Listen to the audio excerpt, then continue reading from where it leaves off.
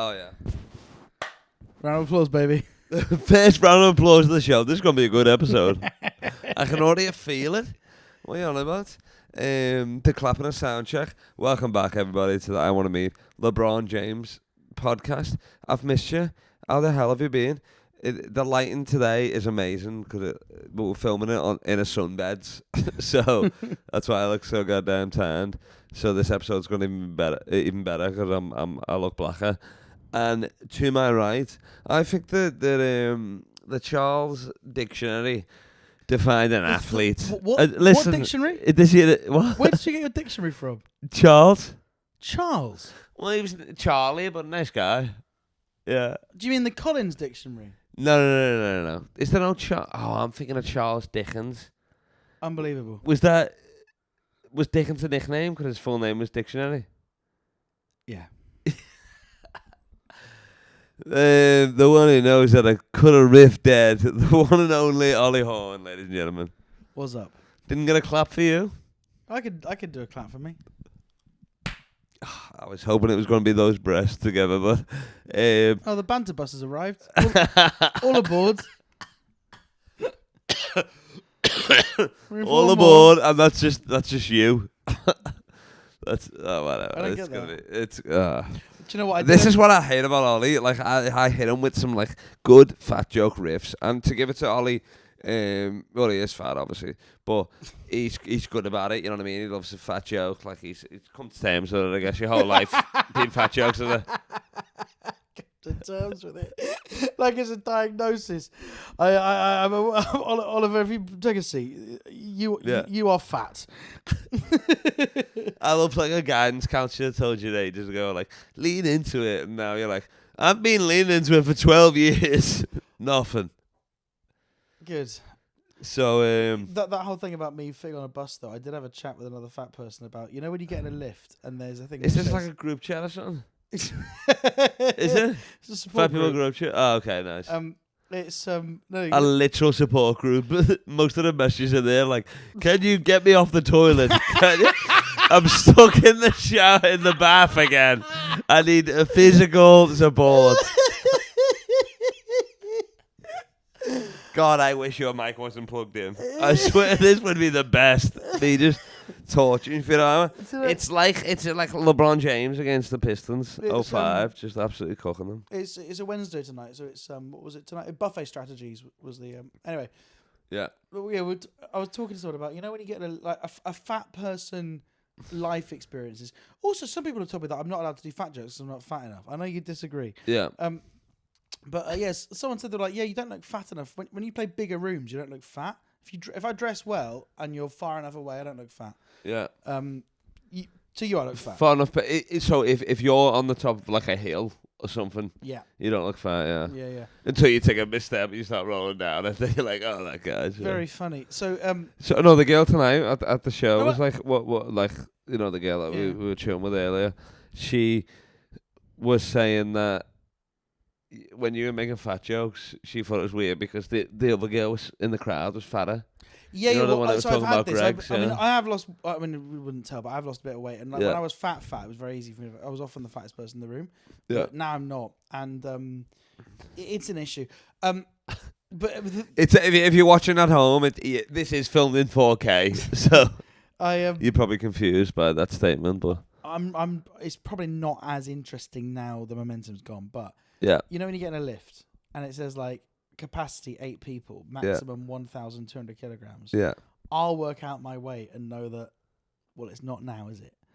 Right? Like it's a common fat person experience to look at that sign on a lift to go, that's the average, and I am bringing down the mean. Yeah. I mean, I guess that's a little win. That is a little win, yeah. That's still like, yeah, I guess, but yeah, that's what you're Carl just saying does. that. Whenever Carl has seen me date an attractive woman, yeah, his go-to which is once nonsense. None. Is there nonsense? I've seen more.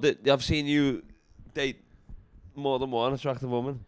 Yeah, but what I mean, like, I've seen you be with some attractive women. Not obviously seeing. I'm not looking for the window or nothing, but I'm saying like, Yeah, it does. It still marvels me. Yeah, it's like when a black guy looks at like street magic, like they don't know what's going on. It's terrifying, really. If anything, I want to leave the room. I'm the same as them. I wish I could run across the sidewalk and you know what I mean. Slap your thigh. Go get an orange Julius or something like that.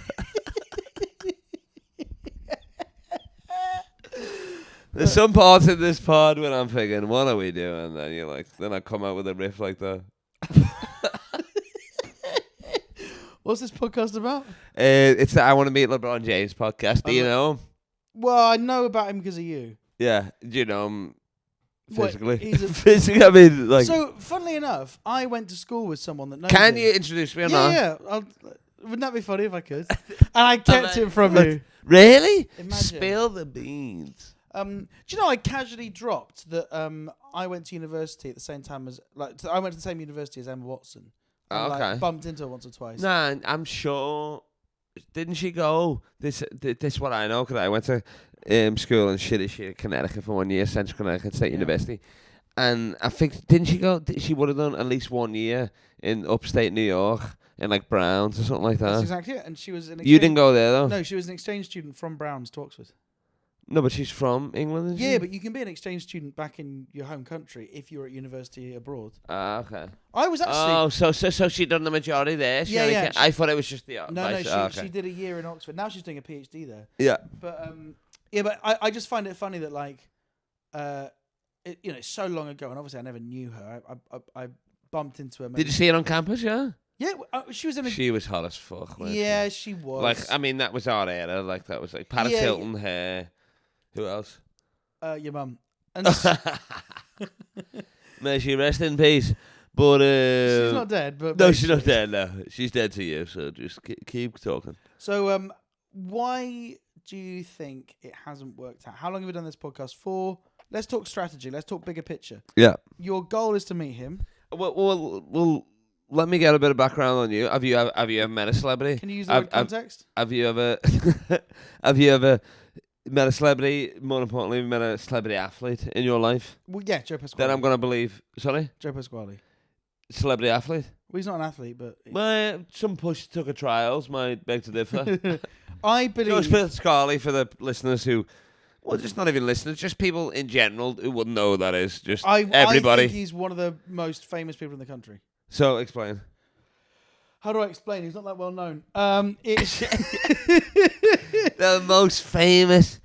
I don't have a lot of fucking plus 60 listeners. He was the comedian who I liked the most when I was a child, and now that was Miley Evans. Yeah. Yeah. Well, I mean, I also love Lee Evans a lot, but like.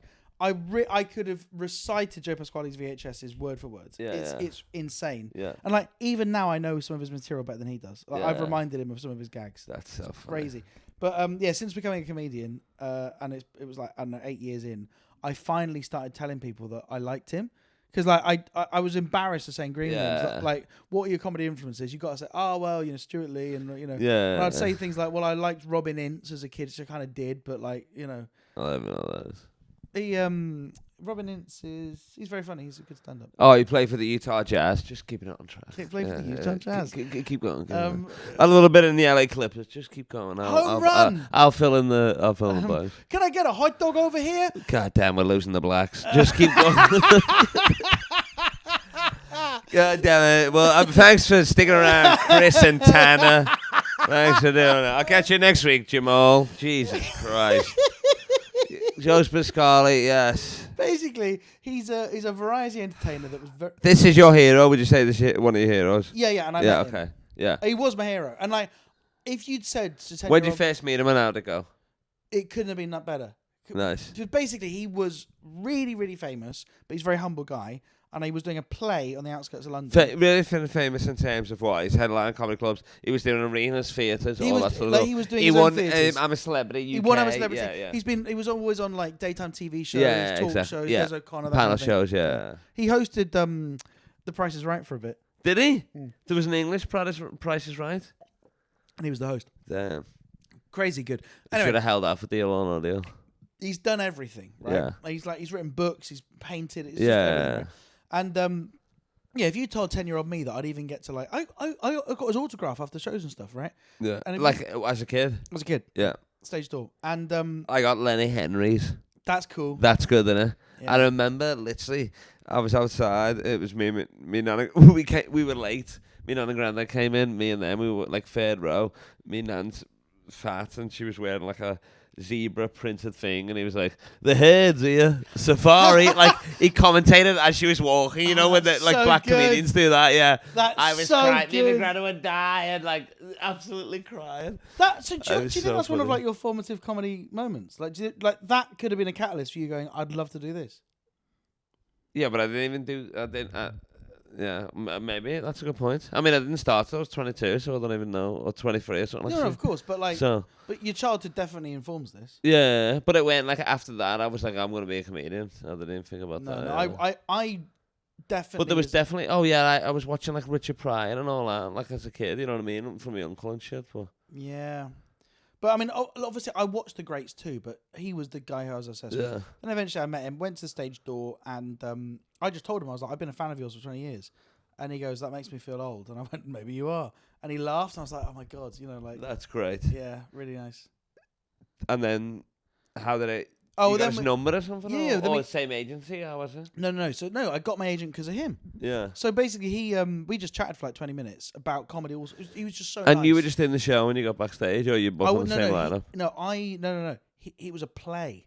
Oh, So that was he it, was in yeah. a play, Some Yeah. Other Draven, that he'd like Yeah. rewritten, and I was like, that was all the stuff. Like I wasn't doing comedy for like 6 months because I had that stuff going. on, right? Yeah. I went to go watch the play with my brother, my dad, my grandpa, and I was just like, I loved it so much because I wouldn't say it was like the best. Oh, if I saw LeBron James and I'd watch him in anything, yeah. Yeah, so that's the So, thing. So yeah. it wasn't the best play, but Yeah. it was like just great. And like Yeah. all my family, from my younger brother to my grandpa, was enjoying it. So it's Yeah. like just brilliant. What's And the grandpa? Granddad? Granddad, yeah. Yeah. And so I said to myself, I really felt like 10-year-old me. Like I remember watching him as a kid, and that's the same feeling I had. Yeah. So I was like, I'm going to tell him this because I'd love it if an audience member said that to me. Yeah. So I went to stage door. I was like, I just want to tell you, like, I really felt like 10-year-old me again watching you. And then he said, I thought I didn't know what. This before he doesn't even. You didn't come in like I'm a comedian as well. No, You I just never said told him I that. was You a just comedian. said I just said boom, that. Yeah. And he was like, well, he worked out pretty soon that I was a comedian actually. And then he gave me some advice. He went, well, one of the things that we as comedians need to do is we need to free the audience of concern. He said the job's not just make people laugh; it's like to give them a space where they're not concerned about anything. And I was like, oh, and I was like, it was like a real profound. I've never heard that actually. That's a Amazing. good point, to be honest. Yeah. Yeah, and I was that's exactly how I felt. Like I didn't feel like happy, and I was going through some shit. Yeah. But like for about an hour and a half, it was just like I was just in his world, and it's so important to think that. Like, how rare as adults do you just have your phone in your pocket and you're just absorbed by something? You know, Yeah. it's like a kind of flow state. So anyway, Yeah. really like amazing meeting because then he was like, "Do you want my number?" And I was thinking, "Fuck me, why would I even need that?" Like, Is it really? yeah. Oh my lord. So he offered me his number. That's the best way. This first interaction I went ever. So that's it. Nobody fainted. Nobody. No. What are He you? didn't molest me, as many entertainers do. Yeah, exactly. I have told him that. I was like, if you're one of these 80s comics, I'll be You didn't cross. have to dispose your body with him or nothing like that. Like this No, is he perfect. gave me his number, and then He wasn't angry. He wasn't bevy. Like yeah. Then he doesn't drink. Then he texts me the next day saying, "Just so you know, I didn't give you a fake number." That's all it is. How nice. I know. And A then bit sad on his end though. no, look him like it's not like he's a lonely man. Like he's Okay. busy. He's got loads on. Yeah. He's just Has he got a sweet. lot of mates? Yeah, and all of his mates are like Brian Connolly and like people from Oh like. yeah. It's of so course, cool. yeah. It's so cool. But anyway, he's a lovely guy, and what's ultimately nice is he like although I wouldn't say like I idolized him. Like obviously he's just a comedian. Yeah. Right.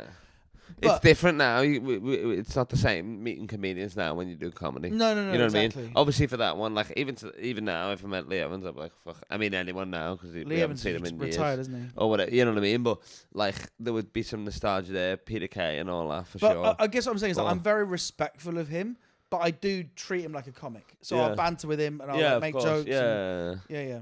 You're not in it all, you know what I mean? Yeah. No, but I So- do so- respect him. So is that what you're getting at? For me, take those chances. Well, what I'm Yes. saying is, Don't go to an NBA game. Go to fucking. go Maybe to he's the- opening a fucking coffee shop or something. You mean? or Well, something. what I thought is, like obviously I never actually planned to go and speak to him until after the show. But what I was thinking is, how can I add value to his life? Because my original thought was this feeling I've got of like literally feeling like a kid again. Like just I didn't even remember I could feel that way. I was like, wouldn't it be nice if he knew that he'd done that? Do you know what I mean? Like that was my original motivation. Was it a comedy play, I'm assuming? Yeah, it was. Yeah. Yeah. Yes. And so I was like, I think he'd like to know this. So it's not just me going, oh, can I have your autograph? Can I borrow your time? I was like, what would be actually nice for him to hear? And it's obviously it's true as well. That's true, actually. So what, like, how can you add value to his life? Yeah. That's actually, that is so true. Like, even now, my mind was just racing in terms of, you know what I mean? You hold up signs and stuff like that. Like, I always try and make them a bit funny or something like that. But it is like the signs that the players come up to afterwards and fucking meet the fans. I mean, it helps if you're a fucking little kid or whatever, but like it's like I flew so much distance to come here. So it's my birthday. It was so, you know what I mean? Like I wish my dad could be here to see this or whatever it might be. You know what I mean? Like, well, think of it this way: something that like makes them being like, oh fuck it. What audience members would you want to go for a drink with after the show? Is it the gimps who are like, pick me, pick me, pick me? Yeah, no. Or is it just some sound people that you'd want to go for a drink with? Anyway? It's probably like the hottest girl there or whatever. Well, she's dating me, so. It'll be okay, second yeah. hottest, Some multiverse stuff. But so elaborate more. What do you mean? Well, who are you? Like, how can I? Yeah, but I mean, who are like, you going to like, be to him? Yeah, Just yeah, but I mean, fan? it's more like, how am I even getting to meeting him? You know what I'm saying? Like, that's all well and good. Well, the difference but is I'm saying, like, Joe Pasquale was just at the stage door, leaving exactly. work. So yeah. Yeah. So you've got like, is there a stage door in a basketball? He's a basketball player, right? Yeah. Got that right. I love it. It's not a French baker, no. Even though similar name, LeBron. So, yeah. Is there a stage door in a stadium? I mean, there would be numerous fire exits, yeah. If that's what you mean. So we're gonna start a It's fire. not just every game is not like the fucking Hunger Games or whatever. They just lock you in till the end of it. All right, so I think you start a fire. Or okay, what if you got a job working in like the hospitality section of a stadium? Okay. So you're the one you lost me a job. You could be like a trolley dolly serving tea. Get dressed up in nice like sexy stockings, pinny. Okay. That's as far as my fantasy's gone. Love that. Nice. Are you fantasizing on me over the penny, or is there biscuits with that coffee? I noticed there's some pastries on the yeah. Come on, focus. Seriously though. There's a McDonald's that's open till 3 if you want a McFlurry. No. That's a good open line for LeBron. No, but focus. Literally, how would you do it? Not knowing basketball, I'll let you get away with all the silly words. Is that a stage door? Is the basketball court? Did they call it stage left or fucking starboard? I'll let you get away with all this shit. How would you do it? How would you meet an athlete that you love? It can't be a big... Is it based on emails you send? Is it based on you've got to think about stalking? It this way. Is it based on? Is meeting him what you actually want? Or do you want a conversation with him? I mean, of course. I don't want to fucking... He's walking by. Oh, hi. How you doing? Fucking like the president goes by and shakes people's hand. I don't want that shit. I want to, obviously meet him. Oh, like somebody introduce me or whatever it might be. Oh, it's my friend Carl or whatever. And then, you know what I mean? I'm like, I already know what I'm going to say and all that. I've rehearsed it so many times in the mirror anyway. I mean, I'm not even going to talk about basketball. Like, he's a Liverpool fan. Like, he owns percentage of the team. So I would, like, just talk to how I would talk to any Liverpool fan. How often does he like last week, I would talk about the travesty of fucking Jota. You've got to meet him in Liverpool. I would talk about signings. I'd talk about the last game and stuff like that. Meet him on home turf then. You've got to meet him in Liverpool. Don't meet him. I know, but he just doesn't. He came in 2012, done the fucking, you know what I mean? Like, when he bought team, they gave him his jersey with fucking James on the back, all that, posed for the press release. But why did he invest in Liverpool? What's his connection? Nothing. It's just a great business move. Right. Look, he got this Rich Paul, his agent. It was with Adele, by the way. So Adele's always like courtside Lakers games. It's the weirdest. LeBron's agent and manager, best friend growing up. Rich Paul is been with Adele the last 2 years. Wild. So he got into Dre Beats and Liverpool same summer, 2012. Right. Yeah, it was the Olympics was on, which is a great business move by him. He bought them all for the team, and so they all wore them, obviously, fucking on the main stage. Yeah. Olympics, like going to games, warming up in them and all that shit. But so that's why I would do it. But it's like, you know what I mean? Think about it. It's like, in terms of sports people, right now, it's Ronaldo, Messi, I guess, but they're same sport. It's Ronaldo and him. Like, LeBron's got more followers than the whole NBA league, you know what I mean? Has he? Like, he's got more wins than most franchises. He's got more records than all that sort of stuff. He's been playing for 23 years, so that's like the whole modern era of the NBA. Is he going to The retire? NBA. After this year, probably is going to be the last one, I think. How old is Which is devastating. He's 40, and this is year 23, and that's his number, so it's like, it makes sense. And also the most anyone's ever played. So, another record. So what that means is, year by year, the chances of you meeting him are going to go up. Oh yeah, for sure. Like that's exactly what I was talking about the other day. Saying like, it's gonna be easier. It'll be easier to meet him.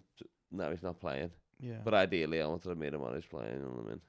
Yeah. That was the best. What case will he scenario. think about this podcast? I hope to God he's not heard it.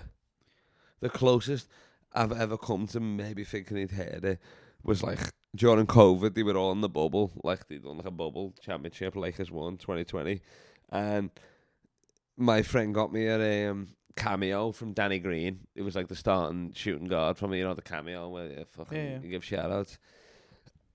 And it was like a fucking 40 seconds long, and one of the ones was he said, "Oh, I've heard you got a podcast as well that I want to meet LeBron James podcast. I have a podcast too." He plugged his own podcast on my cameo. Hilarious. And then I'm thinking like maybe it comes up in the locker. He's like, "What were you doing then?" Or how funny is this today? I don't know, cameo being like the way we talk in comedy, being like, done this cameo, whatever. Maybe it comes up there or something like that. Because like, if you went and then you're in the bubble, you can't do nothing anyway. You're just in your room the whole fucking time when you're not playing. If you went on a date with a girl, yeah. And then it was revealed to her that you'd like sent screenshots of her Hinge profile and Instagram to your mates, that would make her like you less. What do you mean? Well, like, like you match with a girl on an app. No, but I'm saying, look, backtrack, I'm saying, you agree that maybe Danny Green maybe brought it up to LeBron? It's possible. Yeah. Okay. But I don't think that's like, what I mean is, I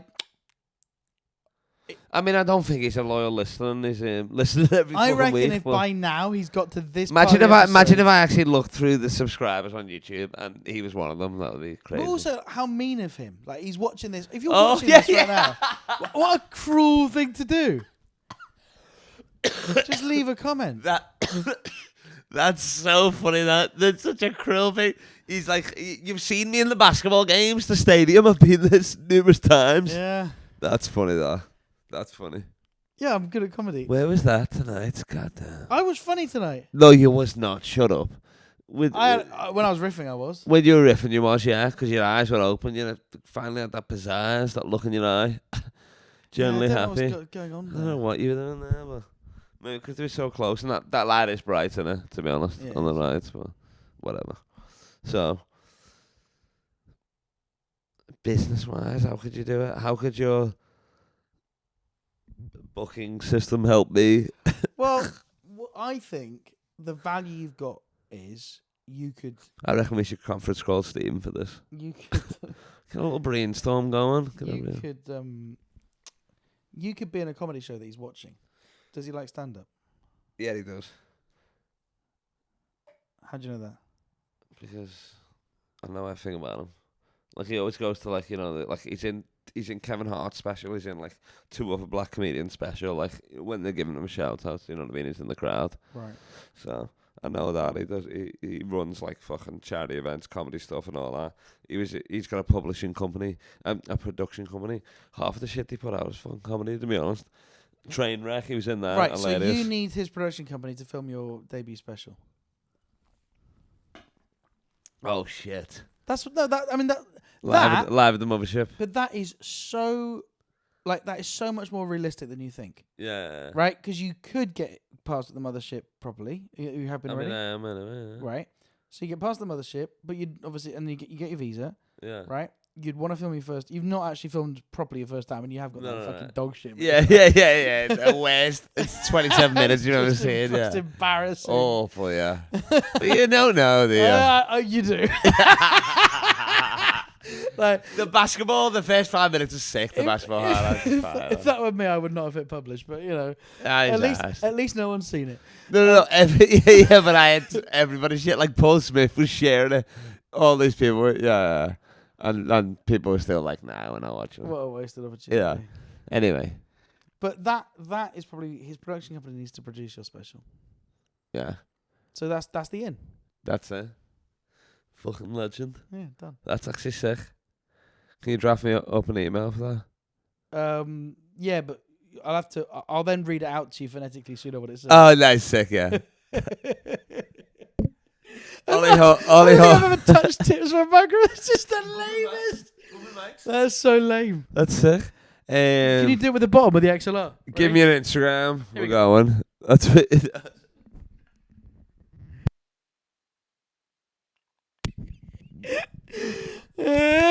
Bump it XLR is hilarious. Give me an Instagram. We're going. That's what you said to me before. We should do that at the fridge. Which? We should bump XLRs and cables. That's hilarious.